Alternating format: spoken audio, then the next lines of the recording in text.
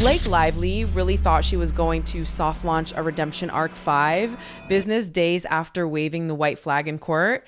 And girl, the internet said absolutely not. Because the second those settlement headlines dropped, suddenly all these entertainment outlets started pushing the exact same narrative at the exact same time. Blake Lively is ready for her comeback. Blake is moving forward stronger than ever. Blake refuses to hide, and everybody online immediately clocked it.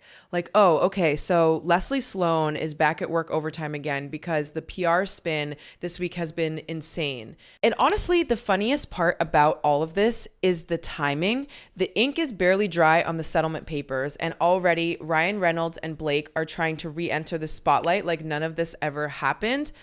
Meanwhile, people are still reading court documents, still dissecting text messages, still finding contradictions, and still talking about everything that came out during discovery. But according to these articles, Blake is apparently walking into her power era again. Girl, what power era? Everybody is exhausted. One of the articles literally tried to paint Blake Lively showing up publicly as this brave statement, like she was courageously stepping back into the light after being unfairly targeted. And people online were like, hold on. Since when was Blake hiding? Because last time everybody checked, Blake and Ryan were everywhere. Every headline, every event, every pap walk, every little grocery store run somehow ending up on TMZ 10 minutes later. Nobody forced these two into hiding. The public just got tired. And the PR wording was so dramatic too. They kept calling Blake the golden girl of Hollywood who suddenly found herself unfairly hated online. But that's what made people even angrier, because the backlash didn't come out of nowhere. The backlash came after court filings, leaked texts, depositions, public statements, lawsuits, countersuits, and months of people paying attention to what was actually being said in black and white. This wasn't some random internet hate train. People were reacting to what they saw themselves. And the wildest part, these articles really tried to make it sound like the entire situation was just some misunderstanding between celebrities. Like everybody collectively imagined the lawsuits and the allegations and the chaos. Meanwhile, people are sitting there reading documents like, no girl, we literally saw this happen in real time. That's why this attempted rebrand feels so forced. It feels like Hollywood PR trying to gaslight the audience into forgetting everything immediately. Then came the part that really had people laughing, because suddenly Blake's comeback plan includes romantic movies again. Apparently the strategy now is to remind everyone she's a lovable rom-com queen. And people online were like, wait a minute. Since when was Blake Lively known for being this universally beloved actress? Because the internet has been talking for years about stories from the Gossip Girl set, old interviews resurfacing, awkward press moments, and all kinds of things that existed way before this lawsuit drama even started. And now they're pushing these upcoming projects as if Hollywood is just dying to put Blake back on top. One article even dragged up a movie project from years ago and tried to present it like some exciting new opportunity. People immediately fact-checked it and realized the project had been sitting around forever without going anywhere. So now audiences are side-eyeing every single headline because it feels less like organic excitement and more like a carefully coordinated image cleanup campaign. Meanwhile, the internet keeps asking the same question. Why rush this? Why are Blake and Ryan so desperate to force a comeback narrative immediately after all this controversy? Because if anything, people probably would have calmed down more if they had just disappeared quietly for a while. But instead, it feels like they're trying to speed run public forgiveness before the public is even finished processing what happened. And while all this PR chaos is happening, Judge Liman basically shut down another attempt from Blake's legal side to keep pushing things in court. People online were cracking up because the judge's response was so dry and straightforward. No extra briefing, no extra drama, just a hard no. And after months of motions and emergency filings and legal theatrics, everybody could practically feel the judge's exhaustion through the paperwork.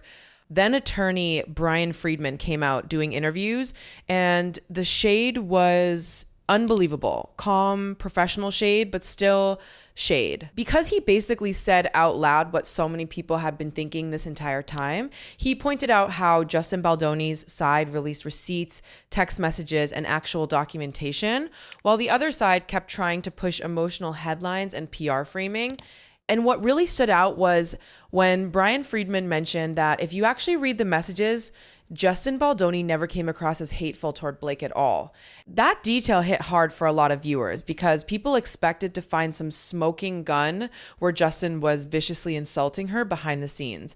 But according to Friedman, that never appeared. Instead, according to Brian Friedman, what people actually saw in those messages was Justin Baldoni trying to keep the peace while everything around him was slowly turning into a Hollywood nuclear disaster. And that completely changed how a lot of people viewed the situation because the public had been told for months that Justin was this manipulative villain operating some giant smear campaign behind the scenes. But then the receipts started dropping and suddenly the story looked very different. And honestly, one of the biggest things people cannot stop talking about is how hard Ryan Reynolds went during all of this. Because the more information that came out, the more people started asking why Ryan was so deeply involved in everything.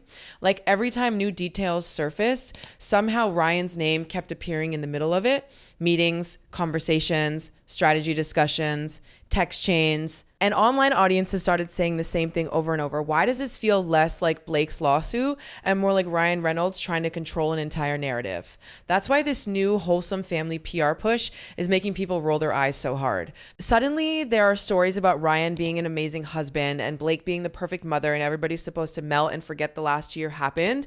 But the public mood right now is not matching the image they're trying to sell. People feel manipulated. That's the problem. They feel like they're being force-fed a version of Blake and Ryan that doesn't line up with what they've been watching unfold publicly. And the internet especially lost it when these articles started describing Blake as someone who had suffered through vitriolic abuse from fans. Because audiences immediately responded with, no. People reacted because they felt lied to. There's a huge difference between random hate and public backlash after serious accusations and legal drama. But these PR pieces keep framing Blake as this helpless victim of internet cruelty instead of acknowledging why public opinion shifted in the first place. And girl, the funniest part is that every single article sounded exactly the same. Same talking points, same wording, same emotional framing, same strong comeback narrative, same moving forward with grace storyline. People were literally joking that Leslie Sloan must have emailed the same paragraph to every entertainment outlet in Hollywood, because there's no way this many publications suddenly decided on their own that Blake Lively was bravely reclaiming her throne at the exact same time. Then Brian Friedman really stirred the pot when he started talking about how the settlement itself actually looked. Because according to him, despite all the headlines trying to spin things positively for Blake, there was no massive victory, no huge payout, no dramatic courtroom win. And people online immediately latched onto that because for months, this situation had been framed as if Blake was absolutely going to dominate in court. Then suddenly claims were withdrawn, others were dismissed, settlements happened quietly, and now everybody's acting like it was all part of some master plan. The public isn't stupid. That's the issue. People watched this entire thing happen in real time. They saw the confidence at the beginning, they saw the emotional headlines, they saw the accusations, and now they're seeing a very aggressive attempt to rewrite how the ending looks. That's why audiences are resisting it so much. It's not even about choosing sides anymore for some people. It's about feeling like celebrity PR machines think the public has goldfish memory. And when Brian Friedman casually mentioned that Blake's lawyer had also been taking public losses in other major celebrity cases recently, the internet practically exploded because the shade was delivered so politely that it somehow became even more brutal. He basically smiled while saying, yeah, it's been a rough year for him. And viewers immediately knew exactly what he meant. But one thing that really stood out during the interview was how different Justin Baldoni's legal team sounded compared to the energy coming from Blake and Ryan's side. Friedman kept saying they wanted finality, peace, closure, moving on. Meanwhile, Blake's PR team still seemed obsessed with winning the public narrative battle even after the legal fighting slowed down. And audiences can feel that difference now. One side sounds exhausted and ready to leave. The other side sounds desperate to repair an image immediately. That's why the comeback push feels premature.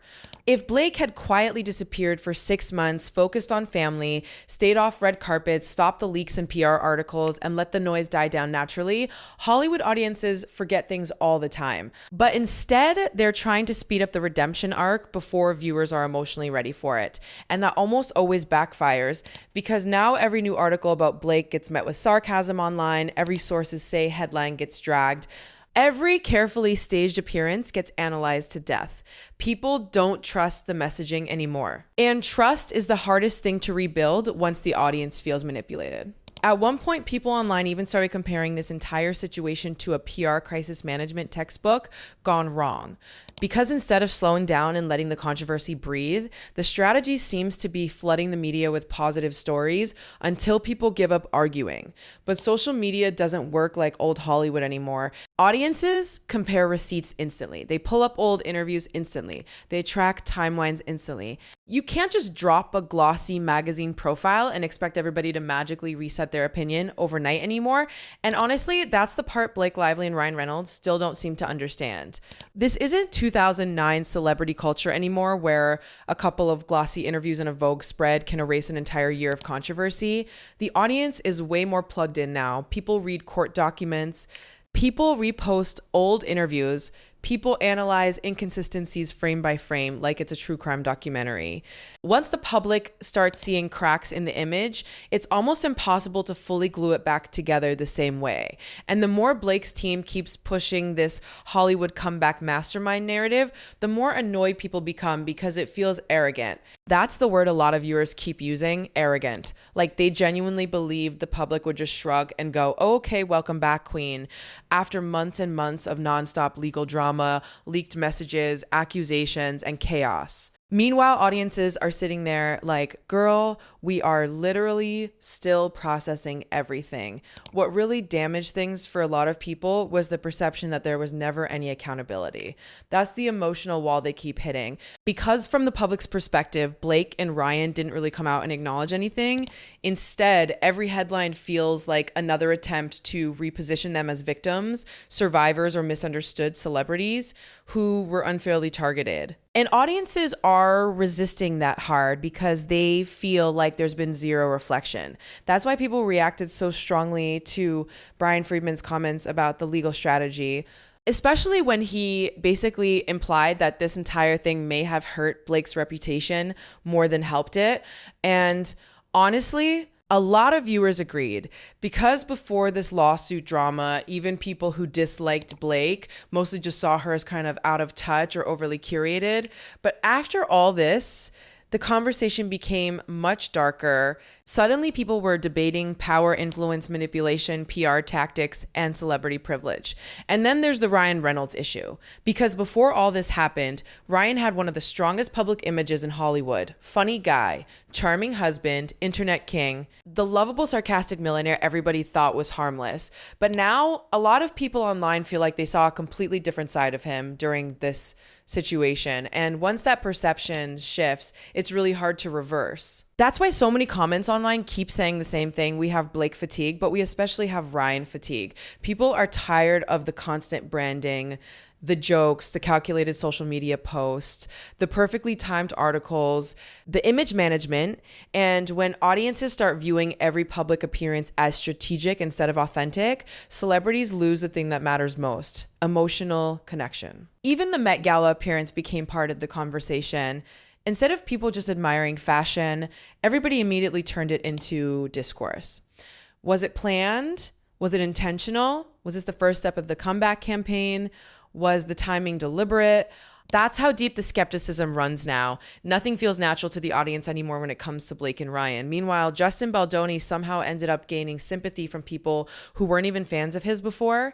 And honestly, that surprised a lot of people, because when this whole thing first started, most casual viewers assumed Justin's career was finished. That's usually how these situations go in Hollywood. Once certain headlines hit, people mentally move on and assume guilt automatically, but this case became unusual because the public kept getting more information instead of less. And every new document seemed to create even more questions. That's why Brian Friedman's interviews landed so well online. He came across calm, controlled, not overly emotional, not screaming into cameras, just laying things out piece by piece while subtly throwing shade with a smile on his face. And people love that kind of delivery because it feels confident. It feels like somebody who believes the facts are already on their side. Meanwhile, Blake's side still feels defensive. Even the positive PR articles sound defensive. They sound like they're trying to convince people instead of letting people naturally come back around on their own. And audiences can sense desperation immediately, especially online. At this point, the biggest mistake Blake and Ryan could make is overexposure. But that's exactly what people think they're doing. More headlines, more insider quotes, more image rehab attempts, more sources close to Blake talking to magazines. And every time it happens, the backlash starts all over again because the audience feels pushed. And honestly, some people probably would forgive eventually. Hollywood audiences move on fast when celebrities disappear quietly and stop trying to control the narrative every 5 seconds. But the constant PR cycle keeps reopening the wound. Every article reminds people why they were frustrated in the first place. So now the internet's mood is basically this: stop trying to sell us the comeback before we're ready to buy it. Because right now, people don't want another carefully crafted Blake Lively image campaign. They don't want another perfect couple rollout with Ryan Reynolds. They don't want glossy headlines about strength and resilience and reclaiming Hollywood. They want authenticity, accountability, silence for a minute, honestly. Until that happens, every single comeback attempt is probably going to hit the same wall over and over again. Because the public isn't rejecting the PR campaign just because they dislike Blake. They're rejecting it because they feel manipulated by it. And once audiences feel like celebrities are trying to emotionally manage them instead of genuinely connecting with them, their relationship changes permanently. That's the real problem Blake and Ryan are facing now. Not just lawsuits, not just headlines, trust and rebuilding public trust after a year like this. That takes way more than a few friendly articles and a